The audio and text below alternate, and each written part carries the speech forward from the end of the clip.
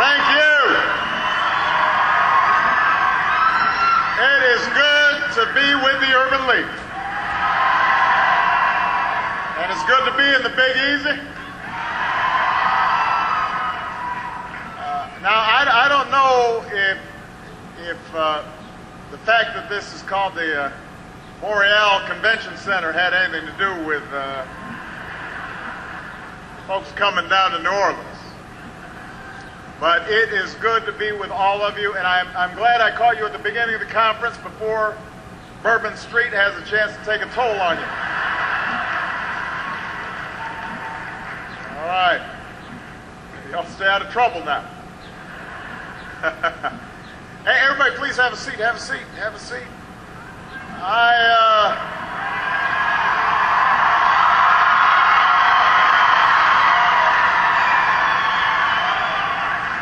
Couple of people that I want to acknowledge. Obviously, first of all, I want to acknowledge your outstanding president and CEO who has shown such extraordinary leadership for so many years, Marc Morial.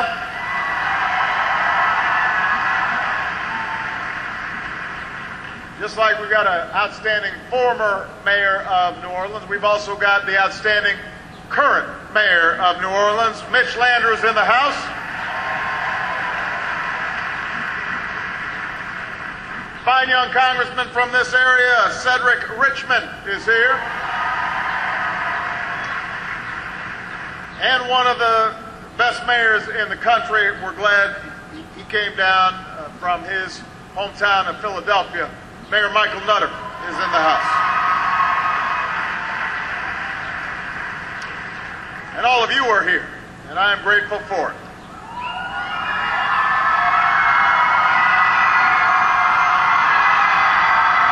And we love the young people who are in the house.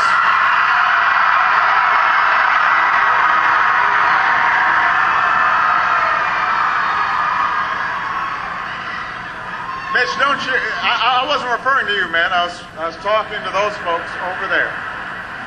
Mitch is all waving. Thank you.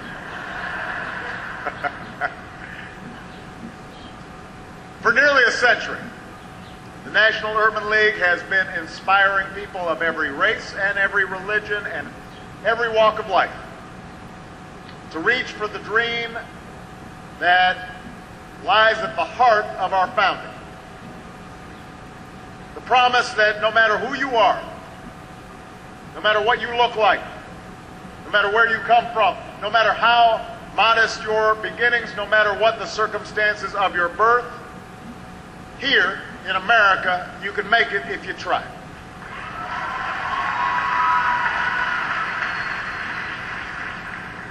Of course, this dream has never come easy. That's why the Urban League was formed. In the aftermath of the Civil War, with the South in the grips of Jim Crow, the waves of men and women who traveled north to urban centers discovered that even in their new homes, opportunity was not guaranteed. It was something you had to work for, something you had to fight for. Not just on your own, but side by side with people who believed in that same dream. And so the white widow of a railroad tycoon and a black social worker from Arkansas founded what would become the Urban League to strengthen our cities and our communities brick by brick and block by block and neighborhood by neighborhood, life by life. Decades later, I arrived in one of those cities, my hometown of Chicago.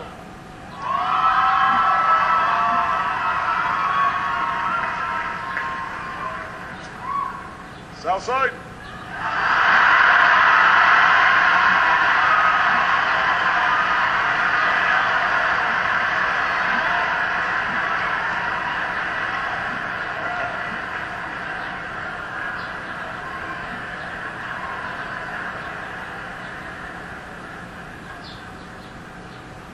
And I was driven by this same cause. You know, like many of my classmates, I understood the pull of a hefty paycheck that might come from a more conventional job, but ultimately the pull to serve was even stronger. So I moved to the south side of Chicago, and I took a job with a group of churches, mostly Catholic parishes, working to help families who had no place to turn when the local steel plant shut down and when panic peddling had led to enormous turnover in these communities. And we worked with lay people and local leaders to rebuild neighborhoods and improve schools. And most of all, to broaden opportunity for young people, too many who were at risk. And I confess that progress didn't come quickly, and it did not come easily. Sometimes it didn't come at all. There were times where I thought about giving up and moving on. But what kept me going day in and day out was the same thing that has sustained the Urban League all these years, the same thing that sustains all of you. And that is the belief that in America, change is always possible. That our union may not be perfect, but it is perfectible, that we can strive over time through effort and sweat and blood and tears until it is the place we imagine. It may come in fits and starts at a pace that can be slow and frustrating, but if we are willing to push through all the doubt and the cynicism and the weariness, then yes, we can form that more perfect union.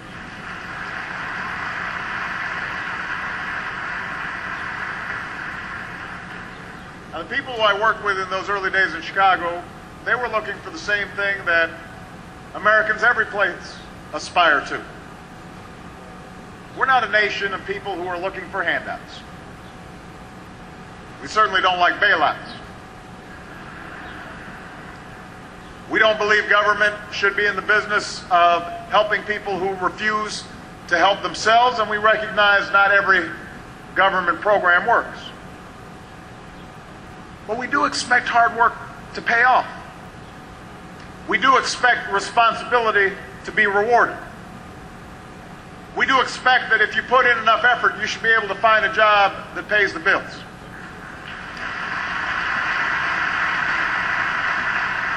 You should be able to own a home you call your own. You should be able to retire in dignity and respect. You should be able to afford the security of health care. You should be able to give your kids the best education possible.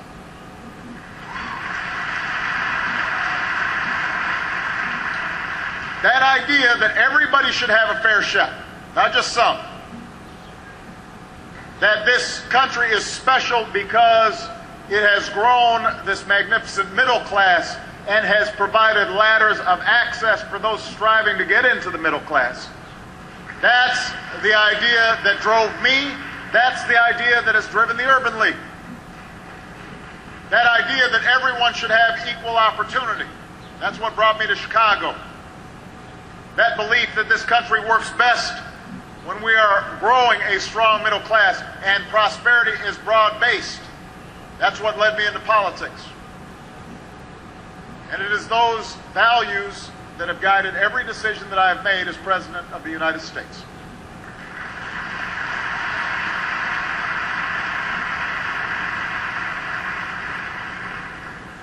Now today, we're battling our way back from a once-in-a-lifetime economic crisis.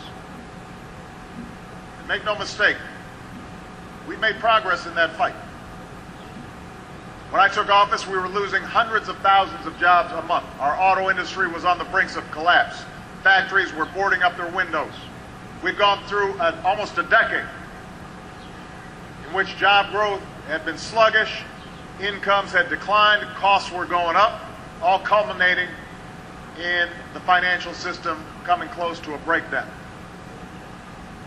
Today, 3.5 years later, we've had 28 straight months of private sector job growth.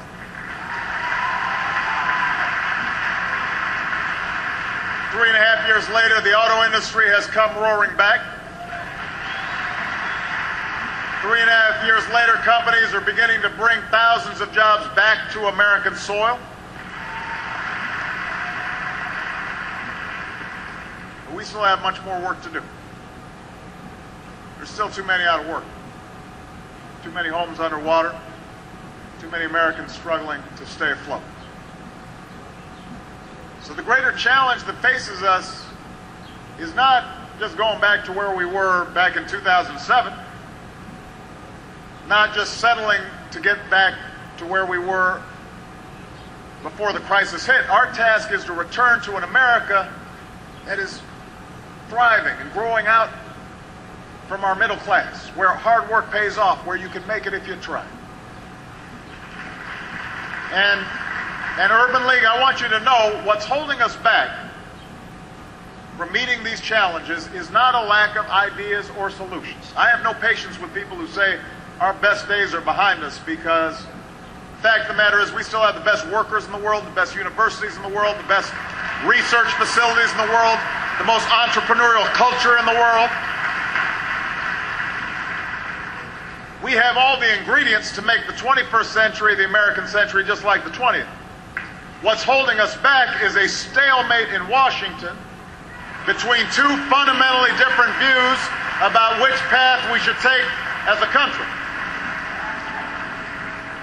And it's up to the American people to decide what direction we should go. Let me tell you what I believe. I believe that strong communities are places that attract the best jobs and the newest businesses. And you don't build that kind of community by giving tax breaks to companies that are shipping jobs overseas. You build it by giving tax breaks to companies that create jobs in Detroit and in Cleveland and in Chicago and right here in New Orleans, right here in America, using American workers, making American products that we sell around the world, stamped with three proud words, made in America. You build it by investing in America's manufacturing base, providing the dollars for research so that we have the most advanced products in the world. You do it by investing in small businesses, the way we've provided 18 tax breaks to small businesses since I've been in office. And if you're a company that wants to relocate in a community that's been particularly hard hit, when a factory left town, I believe you should get help financing that new plant or equipment or training for your workers, because we can't leave anybody behind if we want to grow America the way it can grow.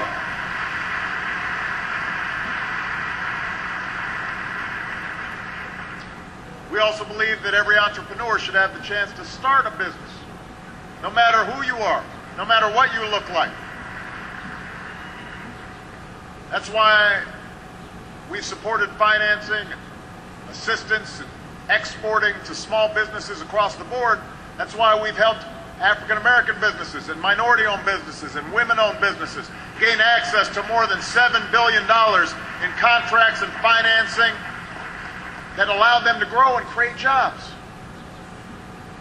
That's why we've emphasized helping our veterans create small businesses. Because if they fought for us, they shouldn't have to fight to get financing when they get home. They shouldn't have to fight for a job when they come home. They shouldn't have to fight for a roof over their heads when they come home. We should honor them the way they've honored us with their service. I believe strong communities are places where people can afford to buy what their local businesses sell. So I ran for president promising to cut taxes for the middle class. And regardless of what you hear during silly political season, I have kept that promise.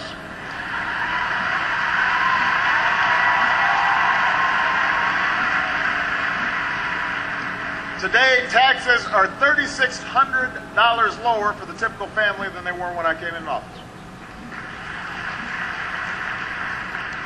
Just a few hours ago, the Senate moved forward a bill that we had promoted to keep middle-class tax cuts for 98% of Americans next year. I I will add that we didn't get a lot of Republican votes, but that's okay. They've got time. We passed it through the Senate. Now it's the time for the House to do the same. They should not be holding middle-class tax cuts hostage just to get more tax cuts for millionaires and billionaires at a time when so many people who have a job can barely keep up with their bills. We don't need another $1 trillion tax cut for folks like me. We need tax cuts for working Americans, not for folks who don't need it and weren't even asking for it.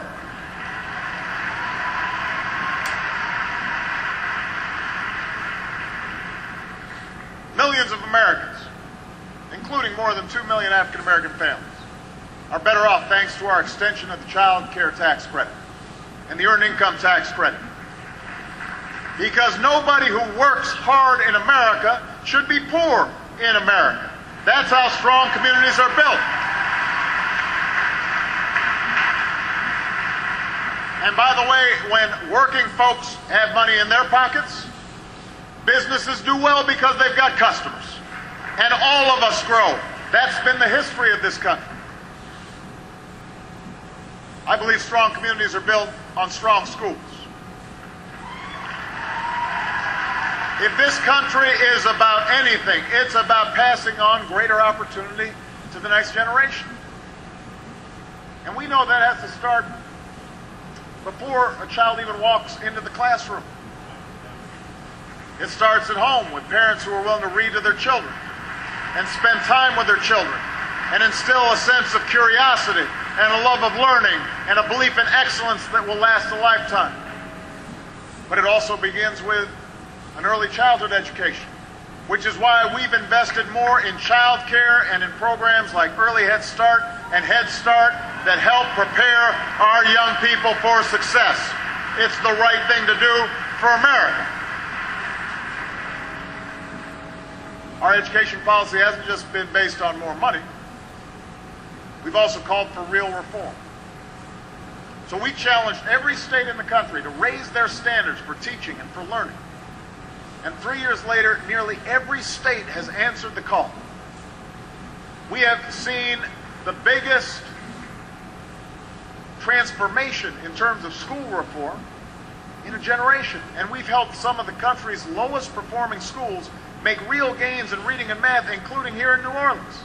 We've made it our mission to make a higher education more affordable for every American who wants to go to school. That's why we fought to extend our college tuition tax credit for working families, saving millions of families thousands of dollars. That's why we fought to make college more affordable for an additional 200,000 African American students by increasing Pell Grants. That's why we've strengthened this nation's commitment to our community colleges and to our HBCUs.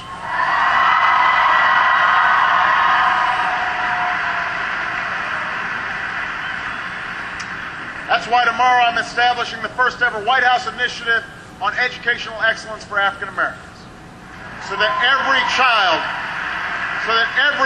has greater access to a complete and competitive education from the time they're born all through the time they get a career. That's why we're pushing all colleges and universities to cut their costs, because we can't keep asking taxpayers to subsidize skyrocketing tuition. A higher education in the 21st century cannot be a luxury. It is a vital necessity that every American should be able to afford. I want all these young people to be getting a higher education, and I don't want them loaded up with tens of thousands of dollars of debt just to get an education.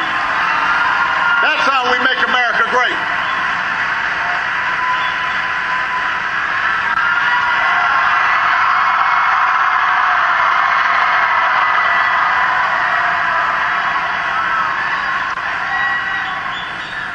Of course, that means all of y'all got to hit the books.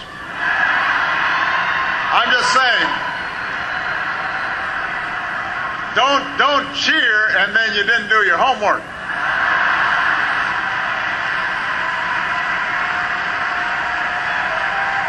Because that's part of the bargain. That's part of the bargain. America says, we will give you opportunity, but you've got to earn your success.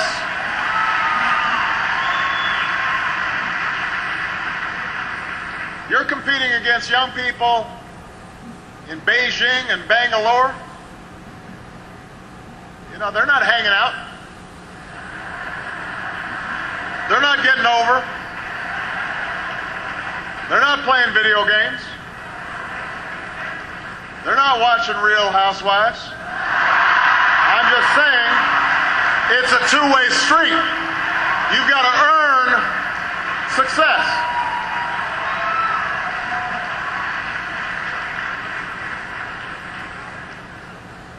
That wasn't in my prepared remarks.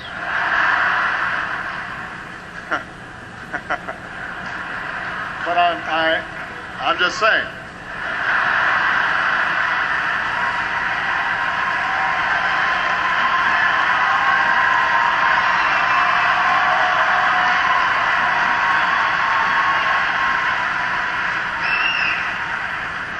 I believe strong communities are places where you and your family can work and save and buy your home. That's why we've helped more than 1 million responsible homeowners. These are folks who are making their payments, refinance their mortgages at these historically low rates, saving thousands of dollars every year. Because people who did everything right shouldn't pay the price for somebody else's irresponsibility.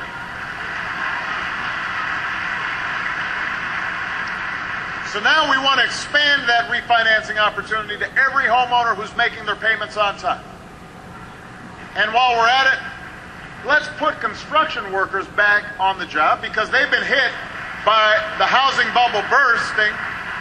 Let's put them back on the job, not only rebuilding roads and bridges and ports, but also rehabilitating homes in communities that have been hit by foreclosures, businesses that have been hit hardest by the housing crisis. That creates jobs, it raises property values, and it strengthens the economy of the entire nation. Strong communities are healthy communities because we believe that in the richest nation on earth, you shouldn't go broke when you get sick.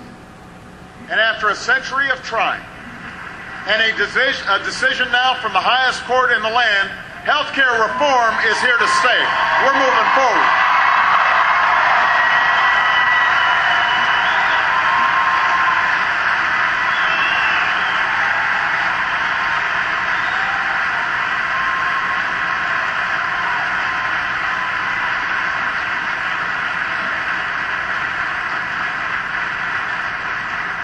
Insurance companies will no longer be able to discriminate against those who are sick.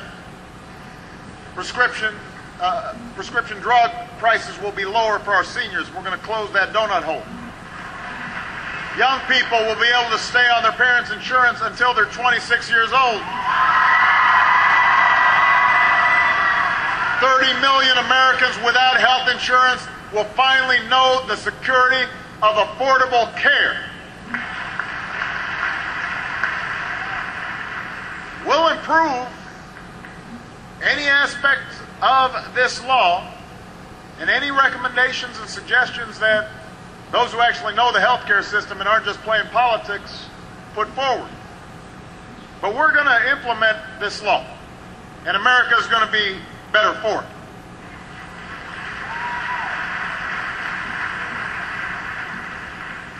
Now, I've got to say that, I recognize we are in political season. But the Urban League understands that your mission transcends politics. Good jobs, quality schools, affordable health care, affordable housing. These are all the pillars upon which communities are built. And yet, we've been reminded recently that all this matters little if these young people can't walk the streets of their neighborhood safely. If we can't send our kids to school without worrying they might get shot.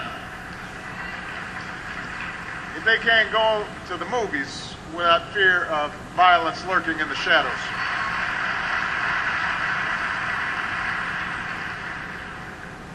Our hearts break for the victims of the massacre in Aurora.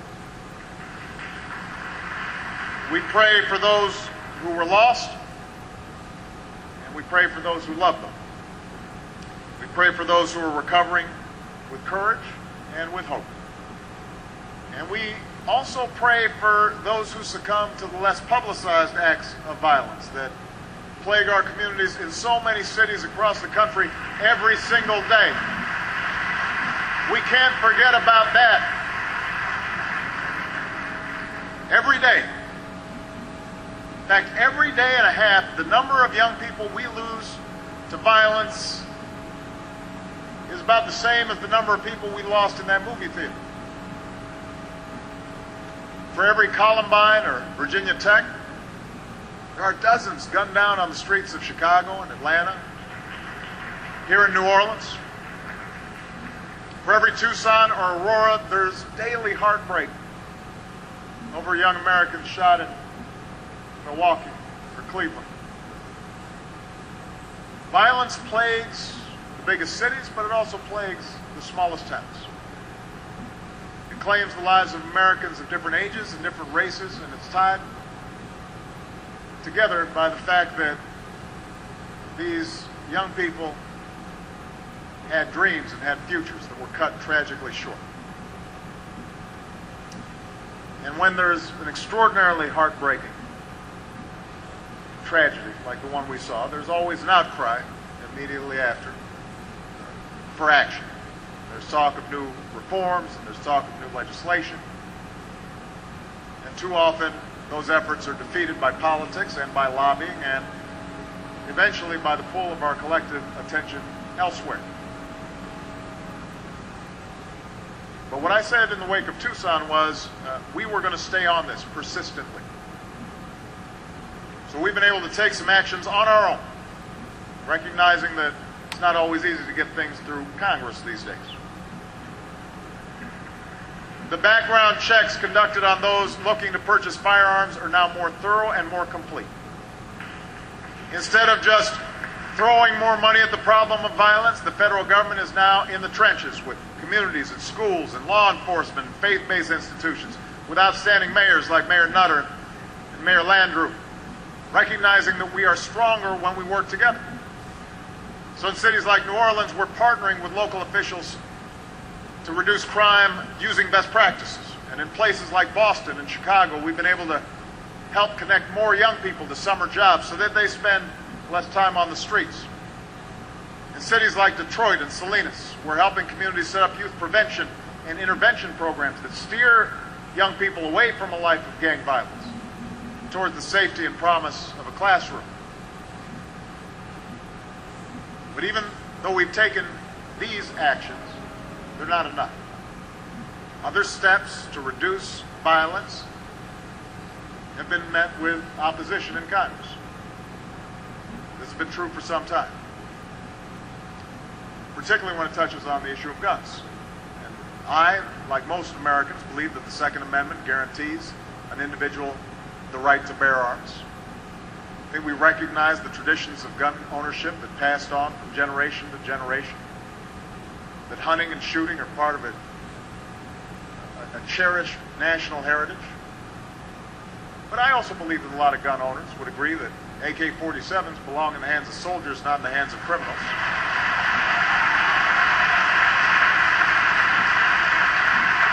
That they belong on the battlefield of war, not on the streets of our cities. I believe the majority of gun owners would agree that we should do everything possible to prevent criminals and fugitives from purchasing weapons. That we should check someone's criminal record before they can check out a gun seller. That a mentally unbalanced individual should not be able to get his hands on a gun so easily. These steps shouldn't be controversial, they should be common sense. So I'm going to continue to work with members of both parties, and with religious groups, and with civic organizations, to arrive at a consensus around violence reduction. Not just of gun violence, but violence at every level, on every step. looking at everything we can do to reduce violence and keep our children safe, from improving mental health services for troubled youth to instituting more effective community policing strategies. We should leave no stone unturned and recognize that we have no greater mission as a country than keeping our young people safe. And as we do so, as we convene these conversations, let's be clear, even as we debate government's role, we have to understand that when a child opens fire on another child, that there's a hole in that child's heart that government alone can't fill. It's got to be up to us as parents and as neighbors and as teachers and as mentors to make sure our young people don't have that void inside them. It's up to us to spend more time with them, to pay more attention to them, to show them more love so that they learn to love themselves, so that they learn to love one another, so that they grow up knowing what it is to walk a mile in somebody else's shoes and to view the world through somebody else's eyes. It's up to us to provide the path toward a life worth living, toward a future that holds greater possibility than taking offense because somebody stepped on your sneakers. That's the difference that we can make in our children's lives and in the lives of our communities. That's the legacy we must leave for the next generation. Now, this will not be easy. Even though it's called the Big Easy, this proud city, and those who call it home, they know something about hardship. They've been battered again and again in this new century. One of the worst natural disasters in our history. The worst environmental disaster in our history. The worst economic crisis most of us have ever known. So sometimes being from the Big Easy means knowing hardship and heartbreak. But what this city also knows is resilience and determination and heroism. That's one of the reasons it is one of America's jewels.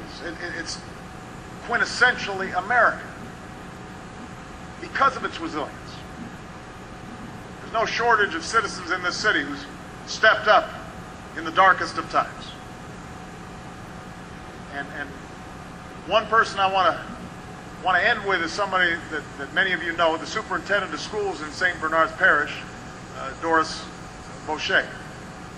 Now, when Katrina's waters rose, Doris and the faculty and staff of Chalmette High School saved the lives of hundreds of their neighbors, many of them old and sick, by moving them to shelter in the school's second floor.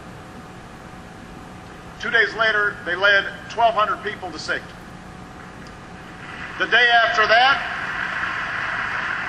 with her community in ruins, the superintendent was on her way to Baton Rouge to make sure her schools would open that fall. Failure is not an option became her motto. When some government officials gave her the runaround, she plowed ahead on her own, secured loans, finding portable classrooms and books, and doing everything it took to make sure her kids, our kids, could return to some semblance of normalcy. When an official told her a gas line wouldn't be repaired in time for school to reopen and that her kids might have to eat MREs, she hired a local restaurant owner to cook hot lunches on a barge and sent FEMA the bill.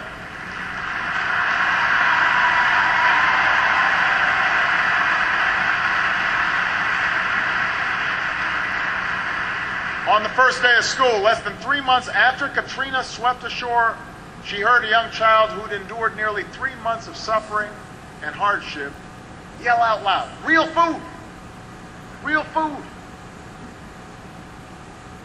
That first night, she said, there were no riots, there were no disruptions.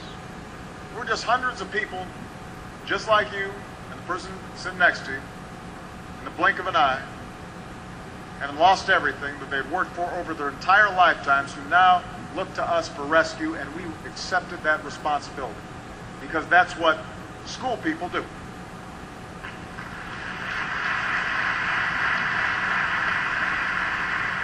Now, obviously, the superintendent is an exceptional educator and an exceptional citizen, but as I've traveled around the country, what I've discovered is that's not just what school people do. That's what Americans do. That's what Americans at their best do. When I travel to Joplin, Missouri, that's what folks in Joplin do. When I go to Aurora, that's what people in Colorado do. In urban communities all across America, that's what you do. For more than 2 centuries, our journey has never been easy and our victories have never come quickly. And we have faced our share of struggles and setbacks and climbs that have seemed too steep, just like we do today. But we know what we're fighting for. We can see the America we believe in. A country where everybody gets a fair shot and everybody's doing their fair share, where everybody's playing by the same set of rules. And if we don't keep fighting as hard as we know how for that America, if we don't keep fighting for better jobs and better schools and a better future, who will? That's our challenge. We don't quit. Folks in New Orleans didn't quit. Americans don't quit. We accept responsibility. We keep on going. We keep marching. We keep moving forward. Failure is not an option. This is not a time for cynics. It is not a time for doubters. It is time for believers. It is time for folks who have faith in the future. I still believe in you, and if you still believe in me, I ask you to stand